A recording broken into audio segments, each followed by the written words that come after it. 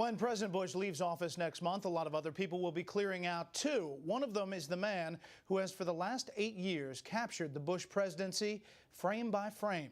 White House correspondent Wendell Goller has this developing story. It is for most photographers a dream job, but it's not a job for most photographers. It's not just the technical demands of knowing that every frame you snap, good, bad, or indifferent, will be preserved as long as this country keeps its presidential records. And it's not just being a witness to history while making sure you're not a part of it. It's a job for someone who can hear something and never repeat it. A job for someone who can work on the president's schedule and still have enough energy to process the images on his own. I had no idea what I was getting myself into, but it's an amazing position. Every day, you know, even eight years down the road, it's still just as interesting. Eric Draper covered George W. Bush's run for the White House for the Associated Press, and after the long Florida recount at a party for reporters in Texas, decided he wanted to come to Washington with the new president-elect. So I walked up to the president and looked him in the eye and asked him for the job. Actually, that was one of his slogans during the campaign, so I took a page out of his playbook. Draper got the job. He says the president told him they'd see the world together. They've seen a lot of it.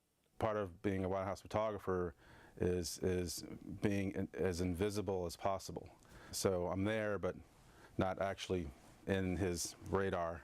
At 10 Downing Street, Draper documented Britain's change in governments with the previous prime minister looking on from the wall. In Kigali, Rwanda, Draper captured the president posing with students. Much of the job involves recording a president's meetings with individuals, and the fact that every image is kept turned out to be important to a former high school student government member who, 29 years after this picture was made, found himself in the 1992 presidential campaign and won. There's more history behind the pictures, and depending on the relationship with whoever the president's photographed with, or even just the moment itself, it changes with history. Like the president, Eric Draper's moment in history was September 11th, 2001, when terrorists attacked in New York and Washington while the president was in Sarasota, Florida. Draper captured Mr. Bush and his aides looking at the fighter jets escorting Air Force One, a rarity in more peaceful times, and the commander-in-chief talking with Vice President Cheney about how to respond to the attacks. I tried to move in tight for that particular image and show more of what was happening on the president's face. That's about as classified a situation as you're going to get.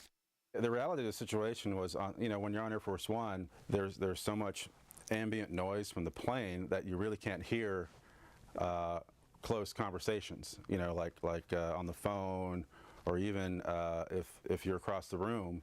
So that actually helped me in this case. Later, aboard the presidential helicopter, Marine One, Draper caught the president's first glimpse of the damage to the Pentagon as he returned to the White House.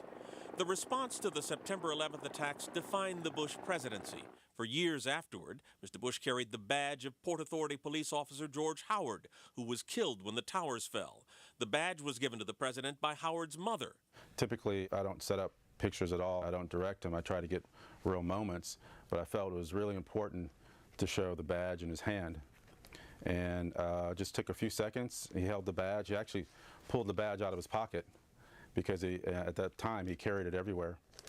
And walked over to a window and just made a quick detail photo of the badge in his hand. There have, of course, been joyous times, like the president's reception by the people of Albania in June of 2007. This was a small village in Albania, and the president was treated, was given a hero's welcome. And once he started working the rope line to greet the people, everyone just wanted to touch him. And a happy time is just about any time the president's on his ranch in Texas. I was actually on my stomach on the ground making this picture of the president just reading the paper, and it made a really nice picture of Barney just sitting under the bench. And the president looked over at me and he saw me on the ground. He's like, "Eric, what are you doing?" And I said, "Oh, Mr. President, Barney's under the bench." And then he looked under the bench, and that's what created that moment. Like the president, Draper's days of traveling aboard Air Force One are coming to an end. Though it's been a good ride, he says he'll be ready for something new. But not until the man he followed from Texas to Washington heads back there again.